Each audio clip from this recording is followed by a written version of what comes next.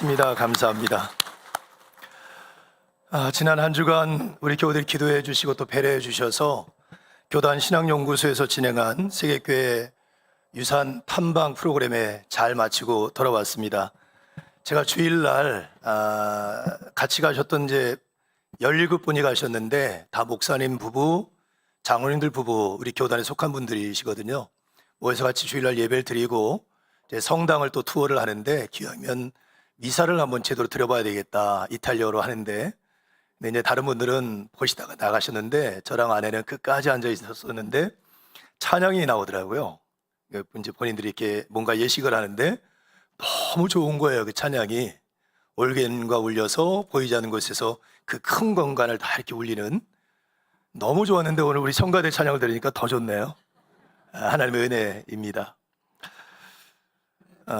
이번에 이탈리아 북부 쪽에 있는 곳을 가서 르네상스하고 종교개혁이라고 하는 주제로 성당, 그 다음에 미술관, 이런 곳을 주로 다녔습니다. 여행지로 다닌 게 아니고 중소도시에 있는 두오모, 중심되는 성당, 그 다음에 시민성당, 거기에 있는 여러 가지 성화들, 그 다음에 그 안에 흘러가는 미술의 흐름들, 이런 것들 보면서 계속 같이 공부하고 배우고 하는 시간들을 갖게 됐습니다. 제가 이 프로그램에 참여하게 된 이유는 그 프로그램이 매년 진행이 되는데 굉장히 괜찮은 프로그램입니다. 기회가 되면 저희도 한번 우리 교우들과 함께 가면 참 좋겠다는 생각이 들 만큼 욕심나는 프로그램이기도 합니다. 근데 개인적으로는 제가 이런 말씀 드리면 좀 부끄럽지만 제가 미리 우리 교우들에게 말씀드리지 않았던 이유는 여러분들 괜한 부담을 가질까 봐 그러셨는데 개인적으로 회갑이었습니다. 제가 회갑이 왔고 그 다음에 제가 1997년 5월 1일 날 서울 동로에서 목산수를 받았거든요. 그러니까 올해가 목산수를 받고 30년째 되는 해입니다. 그러니까 제 인생의 절반을 목사로 살았더라고요. 그리고 제가 신학교 들어갔을 때부터 목사 후보생이 됐기 때문에 지금 목회자로, 그러니까 교육자로 40년, 41년째 되는 해이기도 합니다. 한 번 정도는 좀 서서 되돌아보고 어쨌든 목사의 길을 걸어온 저를 좀 격려하는 시간이 필요하겠다 싶어서 아내에게 얘기를 했고 그 다음에 당회 요청을 해서 휴가로 해서 제가 다녀오는 곳으로 그렇게 일정을 잡고 다녀오게 됐습니다. 기도 많이 해주셨죠? 또 여러분들 배려해 주셔서 은혜 가운데 잘 다녀왔습니다. 이번 돌아보는 일정 가운데 베로나라고 하는 곳을 방문을 하게 됐습니다. 조그만 중소도시이긴 한데 베로나라고 하면 여러분들 아마 굉장히 익숙한 사람이 생각날 겁니다. 단테라고 하는 사람과 단테가 쓴 신곡. 베로나는 단테가 신곡을 쓴 장소로 굉장히 유명합니다. 인소라는 목사님이 저희를 그곳에 데리고 가서 한 광장에 세웠는데 거기에 많은 사람들이 줄을 서서 사진을 찍더라고요. 누군가 봤더니 단테 동상이 앞이에요. 저희들도 거기서 기념사진을 찍고 돌아가려고 했더니 인소라는 목사님이 자 이제 진짜를 보러 갑시다 그러는 거예요.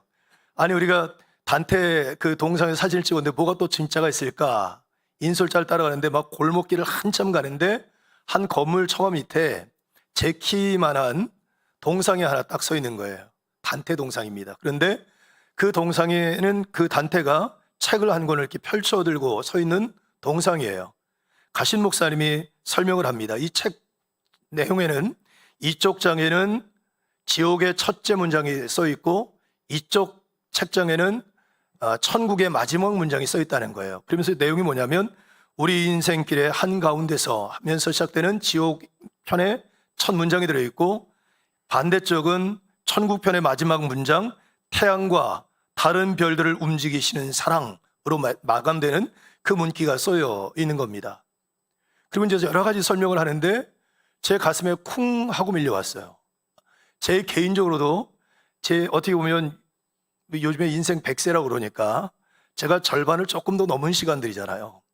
인생 중반쯤 살아왔는데 이제 후반기로 넘어가는 그 시점에 난 제대로 살고 있나? 내 방향은 제대로 됐나 하는 생각들이 저한테 묵상이 됐어요. 그리고 이 이야기를 들으면서 한 번 정도는 우리 교우들과 돌아가서 여기서 내가 느낀 느낌들과 어떤 그 묵상들을 나눠야 되겠다 생각을 하고 오늘 이 이야기를 나누려고 합니다. 오늘 제목이 뭐죠? 단테 신곡의 첫 문장, 지옥편의 첫 문장, 우리 인생길의 한가운데서. 길어서 못 적었습니다만 나는 옳은 길을 잃고 어두운 숲속에 서 있다. 인생의 한가운데서 나는 옳은 길, 어디로 가야 될지 길을 잃어버리고 그 숲속 한가운데 서 있다. 숲속은 길이 어딘 줄 모르는 거예요. 이 동상은 의도적인 것을 갖고 있습니다. 단테라고 하는 사람의 자기의 삶의 그 어떤 처지와 형편을 그대로 기록하는 거라고 볼 수 있죠. 그리고 지금 지옥 같은 삶이지만 결국은 하나님의 사랑으로 모든 것이 귀결된다. 하나님의 섭리 안에 있는 그 사랑이 우리를 온전케 하시고 또 우리를 이끌어갈 것이라는 고백이 그 안에 담겨 있다고 볼 수 있습니다. 단테라고 하는 분은 여러분 잘 알고 계시겠지만 이탈리아 피렌체의 정치인이었고요. 정치인이었기 때문에 정치적인 어떤 성향을 갖고 어느 한쪽을 지지했겠죠. 교황파하고 황제파하고 갈등할 때 교황파 쪽에 섭니다. 근데 교황파에는 또 백당과 흑당으로 나눠져 있는데 거기서 백당에 속해서 활동을 하죠. 그러다가 이제 정권이 바뀌면서 흑당이 득세를 하고 백당이 숙청을 당하는데 그때 단테는 추방형과 재산 몰수형을 받고 쫓겨납니다. 그리고 고향으로 돌아왔을 때는 이유 따지지 않고 화형시키겠다는 형벌을 받고 그는 죽을 때까지 자기의 고향인 피렌체를 돌아가지 못하고 계속 방황하는 삶을 삽니다. 그렇게 방황을 하다가 이제 베로나 지역의 영주였던 스칼라라고 하는 사람을 만나게 되고 스칼라라고 하는 사람이 그 단테에게 거주할 수 있는 숙소와 보호자가 되면서 거기에서 단테의 신곡을 쓰게 되는 거죠.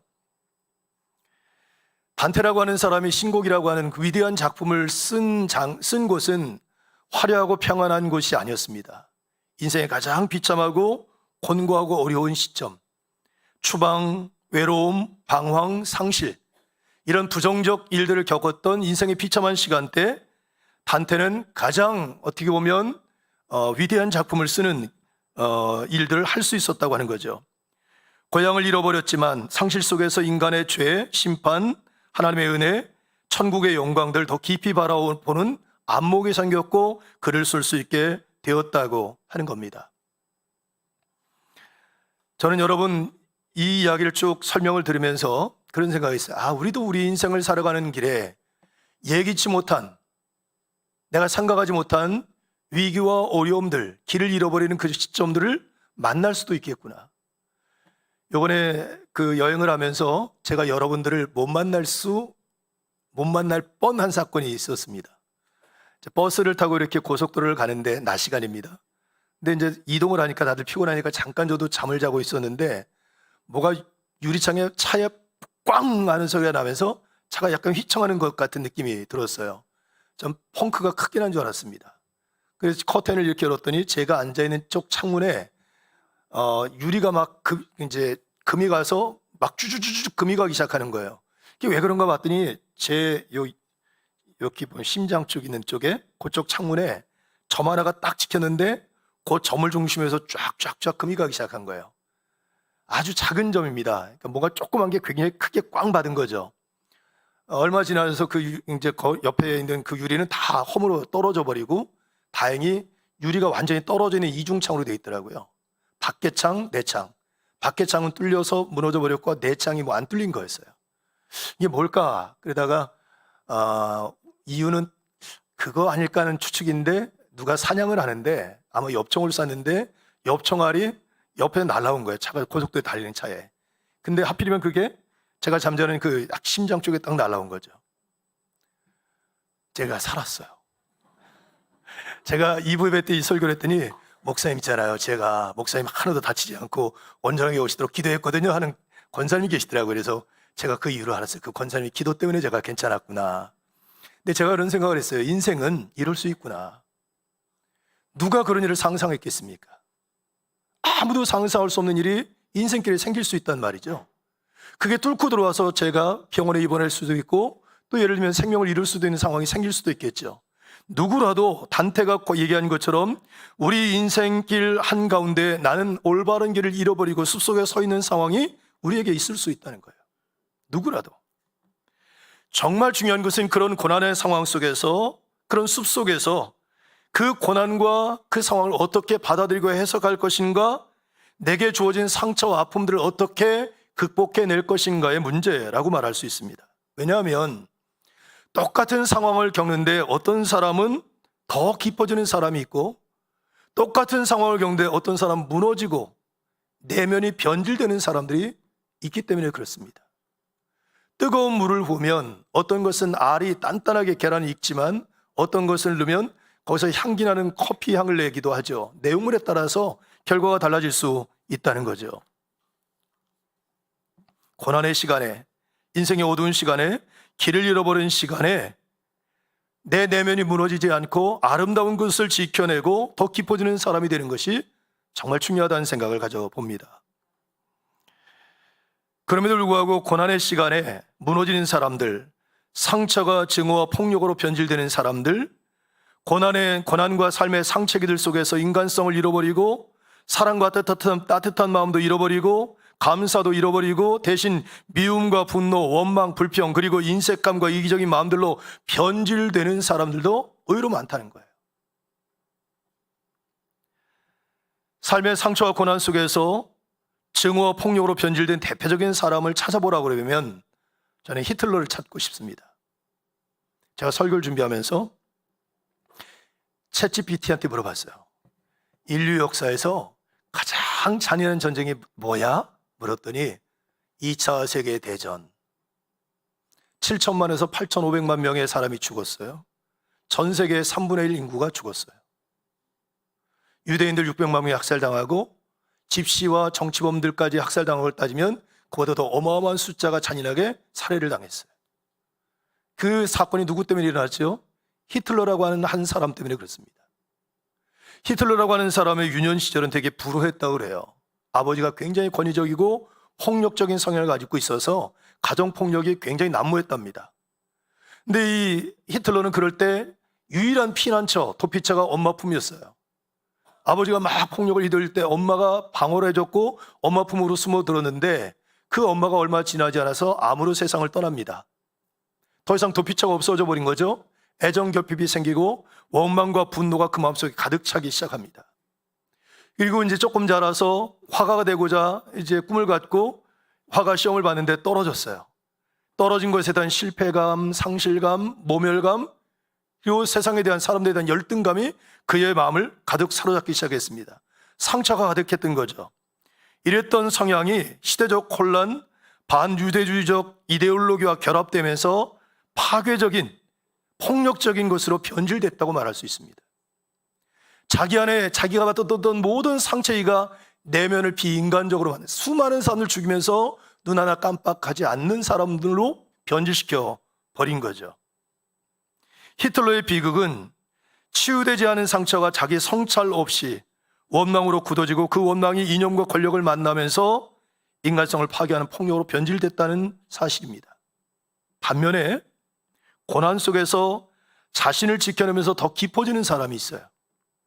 이걸 심리학에서는 외상 후 성장이라고 그러고 우리가 흔히 하는 말에서는 아픈 만큼 성장한다는 말과 똑같은 의미입니다.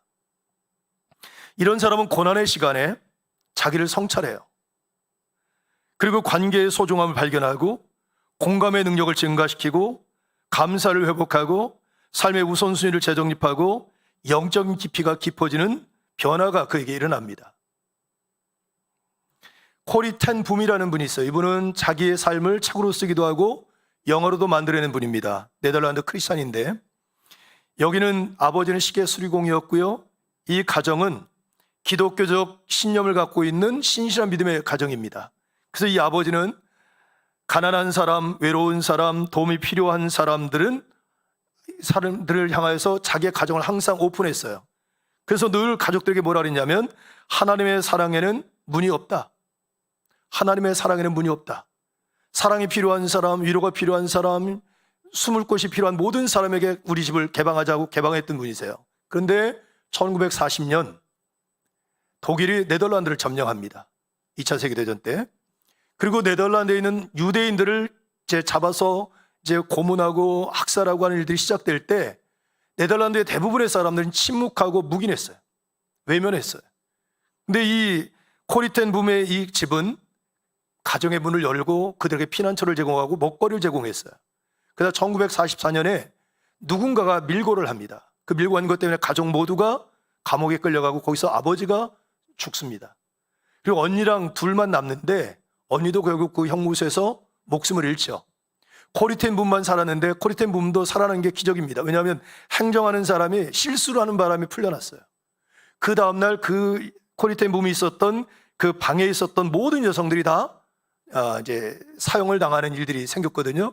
그 코리텐 붐은 그 과정을 보면서 하나님의 은혜라고 고백하고 전쟁 이후에 자신이 겪었던 일들을 이렇게 강연하러 다니는 사람이 됐는데, 독일에서 어느 날 그 자기의 경험들을 강연하고 있는데 강연이 다 끝난 다음에 어떤 키 큰 남자가, 독일 남자가 찾아온 거예요. 그러더니 얘기하더랍니다. 실은 당신이 감옥에 갇혔을 때 나는 그곳에 간수였습니다. 당신의 아버지의 죽음에도 내가 관여했고 당신의 언니의 죽음에도 내가 관여했습니다. 이런 나를 용서해 주십시오 하고 손을 내밀었다는 거예요. 그때 코리텐 붐이 그 책 내용을 보면 가슴과 손발이 떨렸다. 상상해 보십시오. 자기 아버지를 죽이고 자기 가정을 파괴하고 이랬던 사람이 앞에 와서 손을 내미는데 보는 것만 해도 가슴이 벌렁벌렁하고 손발이 떨리겠죠. 주체할 수 없는 떨림과 두려움, 막 마음속에 어떻게 감당하기 어려운 감정들이 솟아왔는데, 그럼에도 불구하고 손을 내밀어서 그 사람의 손을 잡았다는 거예요. 근데 책 내용에 보면 그때 감정을 이렇게 표현합니다. 나의 차가운 마음 속으로 하나님의 사랑이 흘러 들어왔다. 용서는 감정이 아니라 순종이다. 코리텐 붐이라고 하는 사람도 씻을 수 없는 상처를 겪었고요. 지금 현재도 그 상처기 안에 고통 가운데 살아가요. 그럼에도 불구하고 인간의 존엄성을 잃어버리지 않았고요. 사랑을 포기하지 않았고 원수를 용서하는 마음을 품었고 끝까지 사람 안에 있는 하나님의 형상을 찾으려고 노력했던 사람이에요. 히틀러는 자기가 받았던 상처를 변질시켜서 누군가를 죽이고 파괴하는 삶을 살았다면, 그 히틀러로 인하여서 상처를 받고 이루 말할 수 없는 고난과 고통을 당했던 코리텐 붐은 자기 인간성을 잃어버리지 않아요. 소중한 사랑도 잃어버리지 않고 신앙도 잃어버리지 않고 그 안에서 도리어 나를 핍박하고 나에게 고난을 줬던 그 사람의 그 사람의 모습에서 하나님의 형상을 찾아내려고 하는 노력을 포기하지 않는 사람으로서의 삶을 살아내더라는 거죠. 오늘 말씀으로 들어가 볼까요? 오늘 본문 말씀에는 여러 사람이 등장하지만 두 여인을 우리가 좀 집중해 볼 필요가 있습니다. 나오미와 룻입니다. 나오미라고 하는 여인은 유대 땅에서 살다가 흉년이 와가지고 더 이상 그곳에 살 수 없어서 그의 남편과 함께 모압 땅으로 이주를 했습니다. 두 아들을 데리고. 그런데 얼마 지나지 않아서 남편이 병이 들어 세상을 떠납니다. 이제 홀로 두 아들을 키우는데 잘 커서 아이들이 장가를 갔습니다. 장가를 가서 더 이상 이제 문제는 없고 힘든 일이 없겠구나라고 생각했는데, 장가 갔던 두 아들 말론과 기론이 죽음을 당합니다. 졸지에 남편도 잃고 두 아들도 잃은 여인이 됩니다.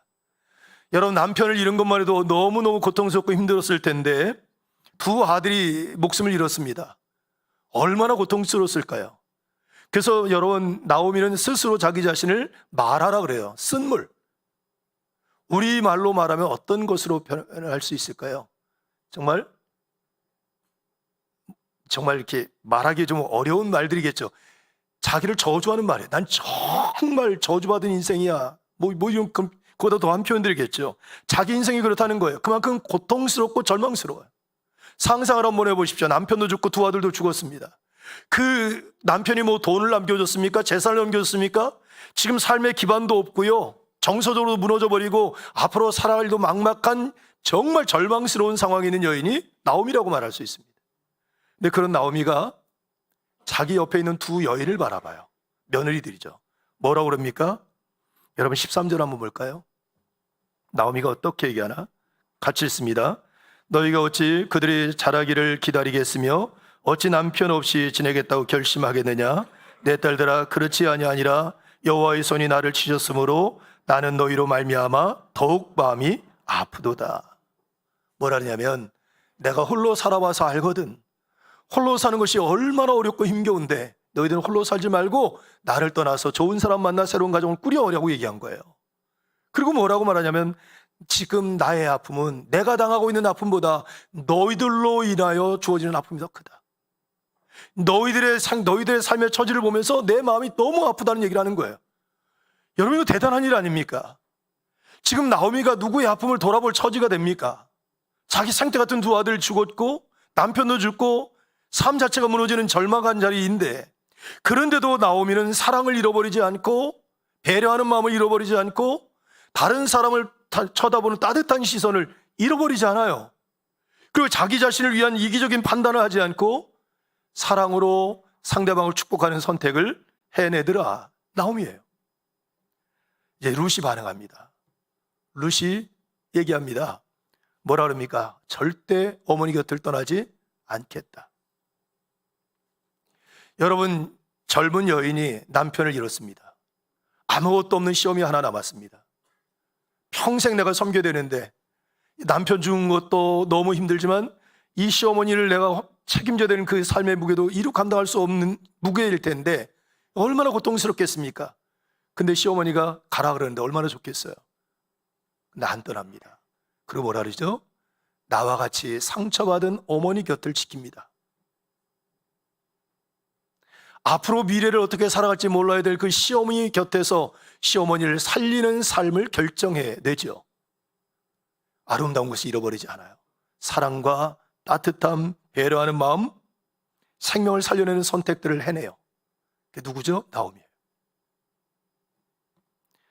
우리가 룻기를 보면 재미있는 것이 룻기의 이야기가 여기서 끝나지 않고 보아스를 만나고, 그렇죠? 거기서 누가 다윗이 나오는 그 계보를 읽게 돼요. 마라라 그랬잖아요. 나오미가 우리 가문은 내 삶은 마라야 마라, 쓴물. 지독히도 저주받은 인생이야. 아무짝에도 쓸모없는 인생이야라고 했던 그 가정이 여러분 예수님의 축복의 계보를 이어가는 가문으로 들어가요. 어떻게 그 가문에 들어갈 수 있었습니까? 정말 절망스럽고 고통스러운 상황 속에서 가장 소중하고 가치 있고 의미 있는 것을 지켜낸 그 마음, 그 삶의 태도가 그를 다시 하나님께서 높여주셨다고 볼 수 있어요. 전 요셉의 이야기도 비슷하다고 생각해요. 얼마나 사람에게 상처를 받습니까? 여러분, 우리가 사람에게 상처를 받으면 사람에게 문을 닫죠. 마음 닫지 않습니까? 다시 내가 사람 안 믿는다. 내가 다시는 사람들과 상계하는 말을 죽어도 나는 다시 안 한다 막 이럴 거 아니에요. 근데 요셉은 여러분 형들에게 배신당하지, 사람에게 배신당하지 계속 있는데도 불구하고 여러분 사람들에 대한 관심, 배려하는 마음, 따뜻한 마음을 잃어버립니까? 지켜냅니까? 지켜내요. 놀라운 것은 하나님께서 그런 요셉을 애굽의 총리가 되게 하셔서 이유가 뭐죠? 요셉이 고백하죠. 나로 하여금 형들을, 우리 민족을 살리게 하기 위해서. 여러분, 살리는 사람은 고난과 위기 속에서 무너져 버리는 사람이 아니고, 그런 고난과 위기, 삶의 위기, 인생의 중간 가운데 정말 방향을 잃어버리고 숲속 한가운데 서 있는 것 같은 절망스러운 자리에서도 가장 소중한 가치, 인간다움과 신앙인의 태도와 자세를 잃어버리지 않고 서 있는 것. 그 삶을 선택해낼 때 하나님께서 그 다음에 책장을 열어서 그 다음 장을 시작하게 하시는 복을 주신다고 말씀하고 있는 거예요. 여러분, 저와 여러분의 삶에도 이런 일들이 분명히 일어날 수 있다고 생각해요. 단테처럼, 그리고 성경에 나오는 요셉, 수많은 사람들, 나오미, 이런 가정들처럼 인생들 한가운데서 고난을 만나서 삶의 위기를 겪고 삶의 길을 잃어버린 순간들이 우리에게 주어질 수 있어요. 여러분, 그때 아름다운 것이 잃어버리지 않길 바랍니다. 여러분의 신앙과 믿음을 잃어버리지 않고, 여러분 안에 있는 선한 양심도 잃어버리지 않고, 여러분 안에 따뜻한 마음도 잃어버리지 않고, 여러분 안에 온유하고 겸손한 마음도 잃어버리지 않고 그것을 지켜낼 수 있길 바라요. 그게 여러분을 살리고, 여러분이 가치 있는 공동체를 살리고, 또 다른 누군가를 살리는 축복의 길이 열리게 되는 길이라고 저는 믿습니다. 오늘 말씀을 좀 마무리할까요? 저와 여러분도 인생을 살아갑니다. 지금 여러분 가운데 경제적인 어려움 가운데 있는 분도 있을 수도 있고, 질병의 어려움 가운데 있는 분도 있고, 그래서 어떻게 해야 할지, 어떻게 풀어내야 될지 막막한 자리에 있는 분들도 분명히 계실 거예요. 주변에 아무런 도움을 줄 수 있는 사람이 없다고 생각하는 절대적 외로움 속에 있는 분도 있을 수 있고요. 또 어떤 특정한 사건 때문에 마음속에 분노와 원망이 가득한 사람도 있을 수도 있겠죠. 그러나 여러분, 그것 때문에 여러분의 소중한 것들이 변질되지 않기를 바랍니다. 여러분 자신을 지켜내고 소중한 가치를 지켜내고, 그리고 그 사랑과 믿음으로 반응하며 살아갈 때 우리가 하나님이 열어주시는 새로운 삶을 시작할 수 있다. 저와 여러분 모두에게 그런 은혜가 있기를 주님의 이름으로 축복합니다. 기도하겠습니다.